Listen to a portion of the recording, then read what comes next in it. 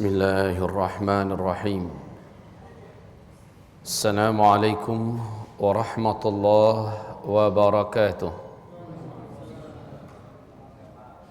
الحمد لله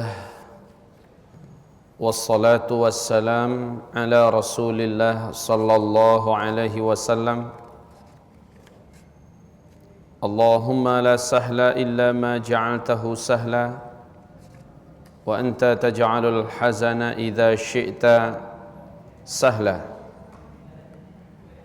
رب اشرح لي صدري ويسر لي أمري واحلل عقدة من لساني يفقه قولي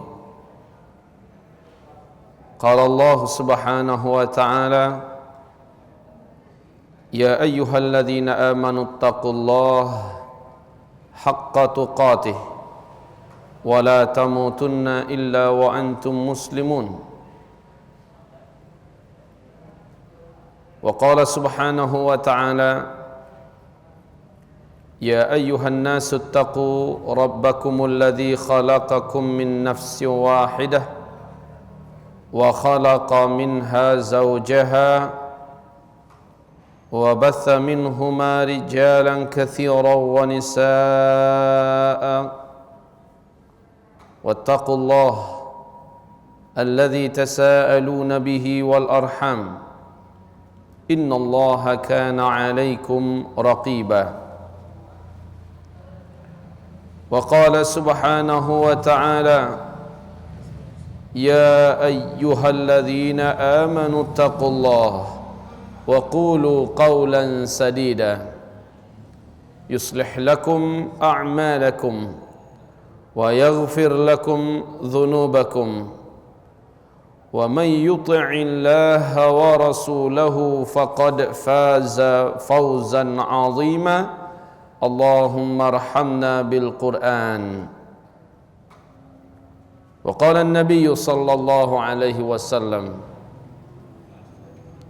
إنما الأعمال بالنيات وإنما لكل امرئ ما نوى فمن كانت هجرته إلى الله ورسوله فهجرته إلى الله ورسوله ومن كانت هجرته لدنيا يصيبها أو امرأة ينكحها فهجرته إلى ما هاجر إليه وبعد معاشر المسلمين أرشدني وإياكم الله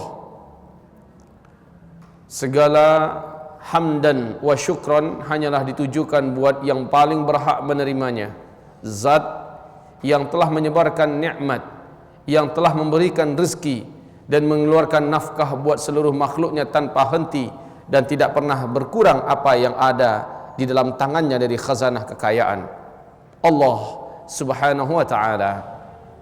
Salawat dan salam pun kita persembahkan senantiasa untuk Rasulullah Muhammad sallallahu alaihi wasallam. Ma'asyiral muslimin yang kami muliakan, kajian kita pada malam hari ini berangkat dari ketertarikan kita kepada tema yang saat ini sedang digandrungi dan bahkan telah dibuatkan buku dan diterjemahkan ke dalam bahasa Indonesia tentang kisah-kisah para pemandi jenazah. Yang di Indonesia ini insya-Allah pada bulan Februari di Wesal TV akan dibawakan satu acara khusus yang dipimpin dan dibimbing langsung oleh Syekh Dr. Muhammad Al-Uraifi tentang kisah-kisah sakaratul maut, kisah-kisah su'ul khatimah dan kisah-kisah nyata para pemandi jenazah. Untuk tema kita malam hari ini adalah amarat su'il khatimah, tanda-tanda atau ciri-ciri su'ul khatimah. Sebelum kita sampai, maka kita akan memulai dengan pembahasan asbab su'ul khatimah, sebab-sebab seseorang mendapatkan su'ul khatimah. Ma'asyiral muslimin yang kami muliakan, yang pertama, seseorang mesti akan mendapatkan su'ul khatimah seperti dijelaskan oleh Syekh Abdul bin Humaid As-Suhaibati rahimahullah, di mana beliau menjelaskan sangat banyak sekali sebab-sebab yang bisa mengundang seseorang untuk mendapatkan akhir hayatnya su'ul khatimah. Kaum muslimin, tentang su'ul khatimah kita tidak bisa menebak. Belum tentu orang yang dalam pandangan kita soleh hari ini, lalu akhir hayatnya tetap seperti apa yang kita lihat. Belum tentu kaum muslimin. Di Kabupaten 50 kota di Sumatera Barat, tempat kami berdomisili, Pak, ada seorang ustadz di bulan Ramadan yang memberikan kajiannya 1 bulan Ramadan berpindah-pindah masjid. Temanya, jangan berputus asa dari rahmat Allah. Subhanallah, selepas Ramadan, Maha Suci Allah dan kita berlindung kepada Allah dari segala keburukan syaitan yang telah berhasil memperdaya sang ustadz ini. 2 minggu setelah Ramadan berlalu, ustadz ini tidak ditemukan. Sebelumnya seminggu setelah Ramadan berlalu, sang ustadz banyak termenung. Nampak sekali tatapannya kosong. Pas 2 minggunya, beliau tidak ditemukan. Istrinya tidak nampak, anaknya juga tidak ada di rumah. Pintunya tertutup rapat. Dihubungi, dikontak-kontak ke nomor HP-nya, tidak ada yang mengangkat. Aneh. Setiap orang-orang lewat di muka rumahnya tercium bau yang busuk. Maka penasaran, penduduk sekitar pun akhirnya secara paksa mendobrak pintu sang ustadz, pintu rumah sang ustadz. Masuk ke kamarnya, apa yang disaksikan? Sang ustadz telah ditemukan mati gantung diri dalam kamarnya. Ustadz loh. Ya Allah, lindungi kami semua ya Rabb dari su'ul khatimah. Belum tentu. Ini yang digambarkan oleh Rasulullah SAW. Ada orang yang seumur hidupnya mengamalkan amalan ahli surga, sehingga jarak antara dirinya dan surga hanya tinggal sejengkal saja lagi. Tertulis di Lauhul Mahfuz bahwa dia adalah penghuni neraka, dan ternyata benar. Menjelang dekat ajalnya, dia banting setir melakukan amalan ahli neraka, dan dia mati dalam keadaan seperti itu. Su'ul khatimah, dia masuk neraka. Ma'asyiral muslimin, sebagaimana kita sampaikan kepada jamaah semua, belum tentu orang yang hari ini mungkin diumpat, dicaci, dimaki oleh banyak manusia karena kebiadabannya, karena keengkarannya, karena kejahatan dan maksiat yang dilakukannya, belum tentu orang itu akan mati nanti dalam keadaan su'ul khatimah. Di sini rahasianya Imam Syafi'i berkata, jangan engkau memberikan statement label tertentu kepada orang yang kau lihat zahirnya ketika dia hidup. Jangan terlalu cepat kita memujinya, calon penduduk surga, tuh dia. Bukan level kita orang yang berhak menyatakan itu. Kalau Rasulullah boleh. Kalau Rasulullah memang begitu. Saudara-saudara, pengen lihat tidak siapa calon penghuni surga? Mau ya Rasul, mau. Semua sahabat penasaran. Sebentar lagi akan datang ke tengah-tengah kalian. Berdebar-debarlah jantung sahabat. Siapa ya? Muncul orang yang ternyata tidak terkenal, yang ternyata bukan sahabat-sahabat yang senior. Duduk di tengah-tengah mereka, bergabung mendengarkan kajian Rasulullah. Besoknya Rasul mengulangi ungkapan yang sama. Sahabat mau untuk tahu siapa orang itu. Mereka pikir mungkin orang yang lain. Ternyata masih orang yang itu juga kemarin. Hari ketiga juga begitu. Anas bin Malik penasaran, minta izin pada si bapak itu, Om, izinkan saya tinggal di rumah Om barang 3 hari. Silakan, kata si bapak. Maka Anas bin Malik yang masih kecil nginap di sana. Dia perhatikan, apa sih istimewanya orang ini? Enggak ada, ibadahnya biasa-biasa aja. Kayak sahabat-sahabat yang lain, malah kerenan ibadah sahabat-sahabat yang lain daripada yang ini. Apa sih? Gitu. Nah, intinya kaum muslimin, Rasulullah mengatakan ini ahli surga, itu memang ada otoritas yang diberikan oleh Allah kepadanya. Tapi orang sekarang enggak boleh. Makanya Imam Syafi'i rahimahullah mengatakan, jangan sesekali engkau menunjuk seseorang bahwa ini ahli neraka hanya karena amalan dia adalah amalan ahli neraka ketika dia masih hidup. Sebagaimana juga tidak boleh mengatakan hadza ahlul jannah, ini adalah penduduk surga. Hadza la yajuz wa la yasih. Tidak boleh kaum muslimin. Tidak sah kita memberikan label tertentu pada orang yang masih hidup. Nanti lihat setelah dia mengembuskan nafas terakhirnya gimana akhirnya. Nah, penyebab-penyebab su'ul khatimah itu dijelaskan oleh Syekh Abdul Hamid Abdul bin Humaid As-Suhaibati. Yang pertama adalah asyak war-raib fi dinillah, ya. Dalam keadaan ragu-ragu, dalam keadaan bimbang dengan kebenaran agama Allah Subhanahu wa taala, sehingga dia merasa agama Allah ini tidak klop, tidak lengkap, lalu dia mengarang-ngarang yang baru. Artinya ahlul bid'ah, Pak. Para ahlul bid'ah matinya insyaallah taala su'ul khatimah. Ma'asyiral muslimin yang kami muliakan, apakah kita mau tahu beberapa contoh nyata, Pak, yang disaksikan langsung oleh para asatidz kita? Contoh, salah seorang pimpinan tarekat di suatu wilayah di daerah kabupaten 50 kota meninggal dunia dalam keadaan sangat susah, dalam keadaan sangat berat. Akhirnya dikafani oleh orang, dimandikan, dikafani dan disolatkan. Sewaktu dikuburkan, Pak, liang lahat yang tadinya diukur pas, waktu akan dimasukkan tuh jenazah enggak pas, mengecil liang lahat itu. Maka digali lagi, diperluas. Tanah yang galian itu dilemparkan ke atas, tanahnya masih ada terungguk di atas itu. Dimasukkan lagi jenazahnya, mengecil lagi, Pak, mengecil lagi. Berkali-kali dilakukan, mulai jam 2:30 sampai menjelang maghrib. Capek udah, Pak, si penggali kuburan udah capek. Akhirnya diputuskan, mau tidak mau dilipat-lipat sedikit, ya, ditekuk-tekuk sedikit bagian, dimasukkan ke dalam. Lalu dikasih papannya. Semua yang hadir ketika itu mendengar seolah-olah bagaikan ular piton yang sedang melilit mangsanya. Kedengar bunyi tulang yang berderak-derak, kerak-kerak, kerak. Masya Allah. Saksi ini adalah Ustaz Muhammad Afrizan. Beliau adalah seorang pelajar Mesir yang sedang mengambil S2 saat ini di Mesir, dan itu terjadi di kampungnya langsung.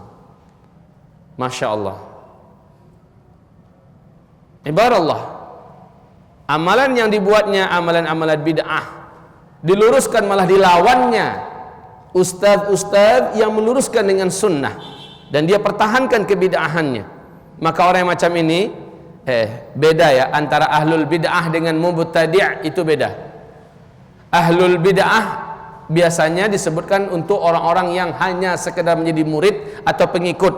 Tapi mubtadi' orang yang merancang, yang membuat amalan-amalan bid'ah. Dan bid'ah itu ada dua, bid'ah aqadiyah dan bid'ah amaliyah. Kalau bid'ah aqadiyah murtad orang ini, kalau bid'ah amaliyah dia hanya mendapatkan dosa besar tapi dia masih seorang muslim. Bid'ah amaliyah itu bid'ah yang sifatnya amalan-amalan, Pak. Tapi bid'ah aqadiyah yang sifatnya akidah. Contohnya dia yakin setelah Nabi ada lagi Nabi yang lain, itu bid'ah aqadiyah namanya itu. Dia yakin Allah itu ada di mana-mana, itu namanya bid'ah aqadiyah. Ibaratullah yang kami muliakan, seperti kelompok Syiah di seluruh dunia pada hari ini masuk dalam kelompok bid'ah aqadiyah dan mereka murtad. Sepakat seluruh ahlu sunnah wal jamaah, para ulama, qudama dan mutaakhirin menyatakan kekafiran para kelompok Syiah pada hari ini. Ibaratullah, ini yang pertama. Kemudian yang kedua, orang yang mesti dan pasti mendapatkan su'ul khatimah adalah orang yang menunda-nunda taubat. Rasulullah bersabda dalam Sahih Muslim, siapa saja yang melakukan dosa dan dia melakukan dosa, dia terus melakukan dosa, israr dalam dosa, dia menunda-nunda untuk bertaubat, maka Allah Subhanahu wa ta'ala akan menghukumnya bahwa sebelum sempat dia taubat, dia sudah mendapatkan kematiannya, dan ini pasti kematian yang su'ul khatimah. Imam Al-Qaddad berkata, ibaratullah yang kami muliakan, siapa saja yang jarang mengingat bahwa dirinya akan mati, akan dihinakan dia dengan tiga hal. Yang pertama, pasti dia akan menunda-nunda taubatnya. Ini dia, orang-orang yang tidak menyadari dan kurang mengingat bahwa dirinya akan berakhir dengan kematian, dia akan menunda-nunda taubat. Dan ini kehinaan, Pak. Dia akan terus melakukan dosa. Dia buat lagi dosanya. Iblis pun memanjangkan angan-angannya dan berkata, nanti umur 50 tahunan baru kamu taubat. Apa segunanya kamu taubat sekarang, besok kamu ulang lagi, itu mempermainkan Allah namanya. Bagus buat aja sekaligus, selagi masih muda, masih sehat, nanti kalau udah tua baru tobat. Sekali tobat, tobat nasuha. Ma'asyiral muslimin yang kami muliakan, belum sempat tobat, mati. Itulah su'ul khatimah. Ta'jilut taubah. Di kehinaan yang kedua ditimpakan kepada orang yang tidak mau mengingat bahwa dirinya, dan tidak jarang sekali mengingat akan kematian dirinya. Kata Imam Al-Qaddad bahwa orang ini akan panjang angan-angannya dan tidak puas dengan rezeki yang sampai di tangannya.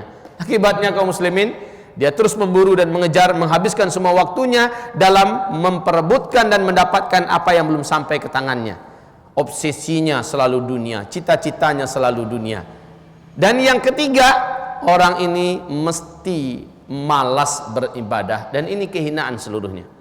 Orang-orang yang berat dan malas mengingat bahwa dirinya akan mati, dia juga akan malas melaksanakan ibadah. Selanjutnya, penyebab ketiga su'ul khatimah yaitu tulul amal. Syekh Az-Zandani dalam kitab Zahiratu Dha'fil Iman, fenomena melemahnya iman, beliau berkata, iman seseorang mesti melemah jika yang ada di dalam hatinya adalah dunia, dan dia terus terobsesi untuk memburu dunia. Panjang angan-angannya, dia mesti punya rumah, rumahnya mesti seperti ini, rumahnya harus posisinya di daerah anu. Kalau sudah punya rumah, kalau bisa dia nanti harus punya villa. Kemudian dia harus punya tanah di daerah anu. Kemudian dia kalau bisa nanti anak-anaknya tamat kuliah di anu, lalu kerja di anu. Dia pasang target, dia buat tahun sekian saya harus sudah punya ini, tahun sekian harus punya ini, tahun sekian harus punya ini. La haula wala quwwata illa billah. Tulul amal. Sehingga apa yang difirmankan oleh Allah, alhaakumut takatsur hatta zurtumul maqabir kalla saufa ta'lamun. Kamu telah lalai dalam memperbanyak-banyak dunia. Kamu telah habiskan waktumu dalam memperbanyak-banyak dunia. Orang macam ini, Pak, su'ul khatimah, insyaallah. Saya ketemu seorang nenek-nenek di Mesir dalam usia 92 tahun, Pak. Udah peot-peot, kempot-kempot. Nenek-nenek ini ternyata di masa mudanya ditayangkan di TV ini. Masa mudanya cantik, bahenol. Pipinya berisi penuh, menarik, menawan. Di usia 92 tahun udah kempot-kempot. Saat didatangi oleh wartawan, ditanyakan pada nenek ini, inti aizebah, kalau bahasa slangnya orang Mesir, inti aizebah, duluati inti aize. Kalau bahasa Arab fusanya, fi misli hadzal waqt madza turidin, al-an anti madza turidin. Sekarang apalagi obsesimu? Kamu ingin apa sekarang? Apa hajatmu sekarang? Tahu, Pak, jawabannya apa? Ana aiza fulus kitir. Ana aiza fulus kitir, katanya. Kitir itu kathir, Pak. Kalau orang Mesir mengatakan kitir. Ana aiza fulus kitir. Saya mau duit banyak, katanya. Ya Allah ya Rabb, udah mau bangun tanah gitu-gitu. Masih duit banyak, mau diapakan tuh duit? Dan yang memalukan, Pak, udahlah peot, kempot begitu, pakai lipstik tebal lagi. Siapa yang ngiler ngelihatnya? Kayak topeng monyet. Nauzubillah. Ya Rabb, inilah dia orang-orang yang panjang angan-angan. Ali bin Abi Thalib, semoga Allah ridha kepadanya, berkata bahwa saya sangat takut dengan dua hal, kata Ali bin Abi Thalib radhiyallahu anhu. Yang pertama, tulul amal, panjang angan-angannya. Punya ini, nanti harus begini, lalu dia merancang semua jalannya, dia mencari semua selah-selahnya, dia fikirkan dan dia usahakan, dia fikirkan, dia tempuh, dia fikirkan, dia bekerja keras, dia habiskan umurnya, dia kejar angan-angan itu. Tulul amal. Dan angan-angan dunia ini, Pak, nggak ada ujungnya. Seperti kata Abu Darda, apa yang ada jarang disyukuri, apa yang tiada sering dirisaukan, apa yang diburu timbul jemu bila sudah digenggam, nikmat yang dikecap baru telasa bila sudah hilang. Dunia bagai bayang-bayang fata morgana, dilihat ada, ditangkap hilang.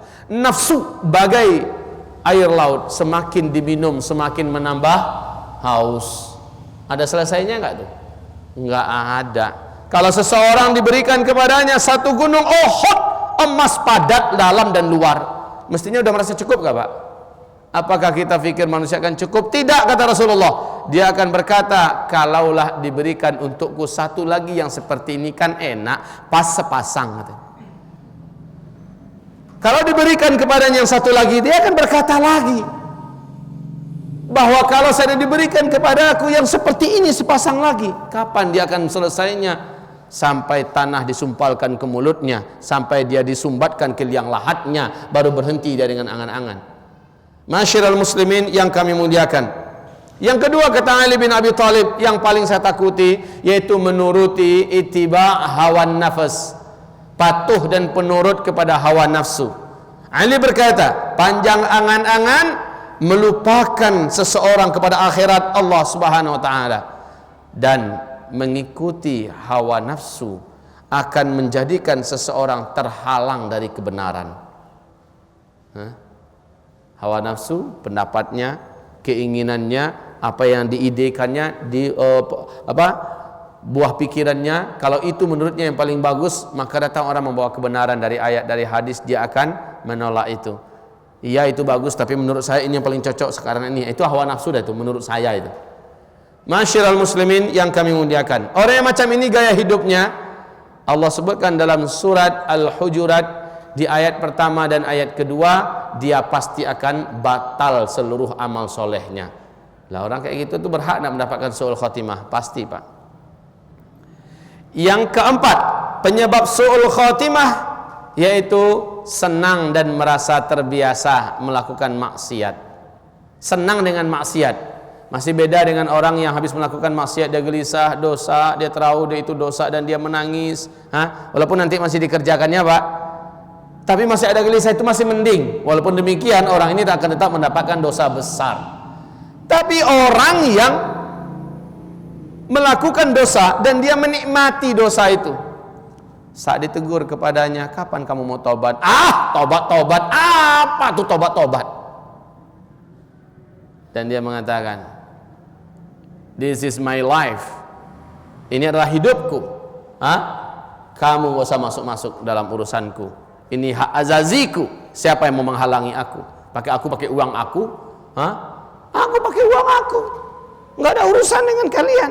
Aku tidak merugikan kalian. Dia berzina, dia minum minuman keras, dia berjudi, dia mau melakukan apa yang disenangi oleh hawa nafsunya. Orang yang seperti ini, Pak, insya Allah telah ditemukan seorang bla bla bla terbujur kaku di selangkangan pelacurnya. Itu diberitakan di TV seperti itu. Ditemukan tewas ketika seseorang bla bla bla lagi mencekek botol mabuknya. Diberitakan su'ul khatimah cerita orang ini. Kenapa? Karena mereka memang para pelaku dosa dan maksiat itu. Masyiral muslimin yang kami muliakan. Taib. Kemudian yang kelima, orang pasti mengalami su'ul khatimah kalau dia mengakhiri hayatnya dengan bunuh diri, intihar. Itu su'ul khatimah itu, Pak. Intihar, dia letakkan lehernya di rel kereta api, dia gantungkan lehernya. Yang paling parah itu, Pak, yang di Bukit Tinggi, Sumatera Barat. Seorang wanita muda, masih usia baru tamat SMP, SMA, menjatuhkan dirinya dari tebing Ngarai Sianok. Tahu Ngarai Sianok, Pak?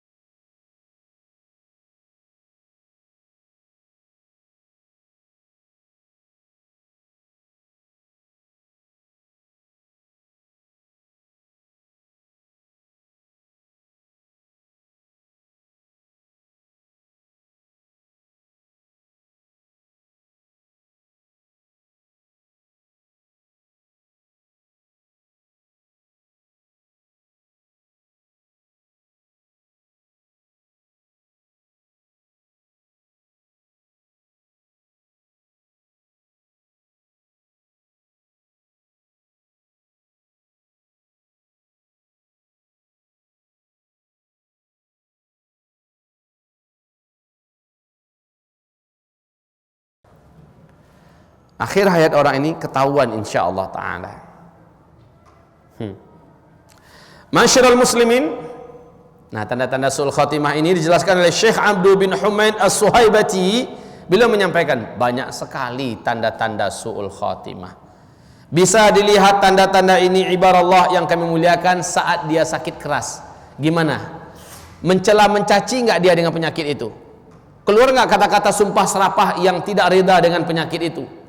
Apabila iya, ini pertanda su'ul khotimah akan menimpanya. Dinasihati dia, enggak boleh ngomong kayak gitu, istighfar banyak-banyak. Malah marah dia. Dia umpat, dia cela, dia caci apa yang sedang dideritanya ini. Bahkan Allah Subhanahu wa taala, bunuh saya dan ya Allah. Mudiko dan kau pabuik. Model itu dia berkata kepada Allah. Ya, artinya bahasa Indonesianya, bunuh saja saya ya Allah. Tega engkau melakukan ini kepada saya. Ya Allah, kata-kata yang tidak layak disodorkannya kepada Allah Subhanahu wa ta'ala. Ketika sakit Pak, bisa dilihat itu. Bagaimana reaksinya? Disuruh sholat, padahal dia bisa saja menggerakkan badannya, tapi alasannya macam-macam. Saya sakit, tidak kamu lihat apa? Sholat. Sakit ini, tahu. Sakit ini, tahu. Gitu. Ya kan? Ya Rabb. Sedang sakit dia kelihatan nih orang-orangnya. Kalau matinya karena sakit itu, insya Allah matinya su'ul khatimah. Kemudian berikutnya bisa juga dilihat ibarat Allah yang kami muliakan. Saat sakarat, dia menolak untuk mengucapkan kalimat tahlil. Ditalkinkan dia, baca Pak, baca la ilaha illallah. Ditatapnya orang yang, atau dia menggeleng, nggak mau dia, atau sebisanya dia sumbat tangannya. Ini pertanda orang ini akan mengalami su'ul khatimah. Sebaiknya Pak, jangan tinggalkan dia. Lihat bagaimana reaksinya dalam mengalami su'ul khatimah. Ditalkinkan dia, menggeleng dia. Ditalkinkan dia Pak, disumbatnya telinganya. Ditalkinkan dia ditatap dengan marah orang yang mentalkinkan kepadanya. Ini orang yang akan mengalami su'ul khatimah wal'iyadzu billah. Kemudian begitu juga orang yang sulit dan susah untuk mengucapkan. Dia ingin berusaha mengucapkan. Ucapkan Pak, asyhadu an la ilaha illallah.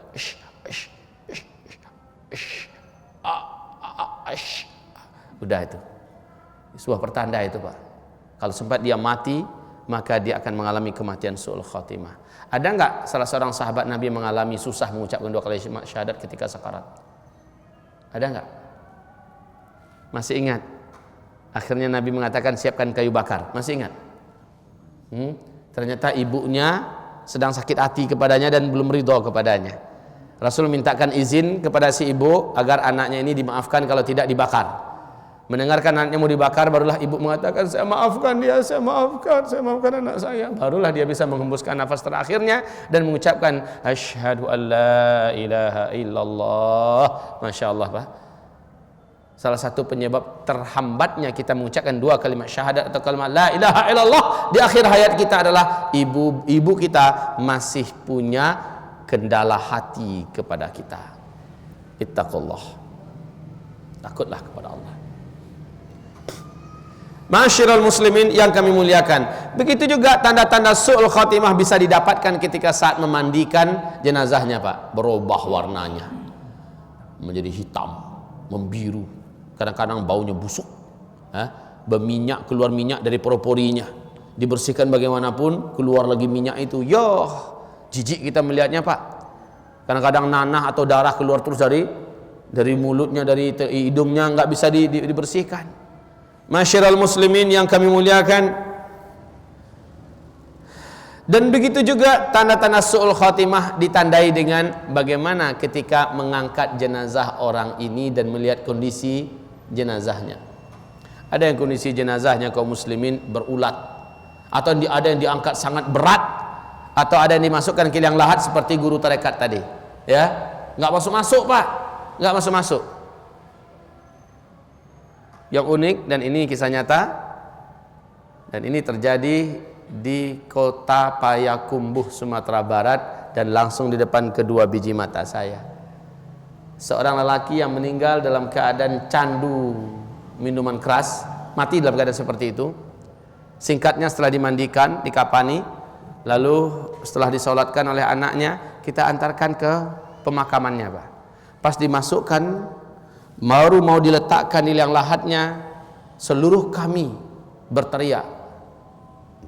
Kenapa? Seekor ular hitam besar Pak, berjalan di sela-sela kaki orang banyak menuju ke arah lubang kuburan itu.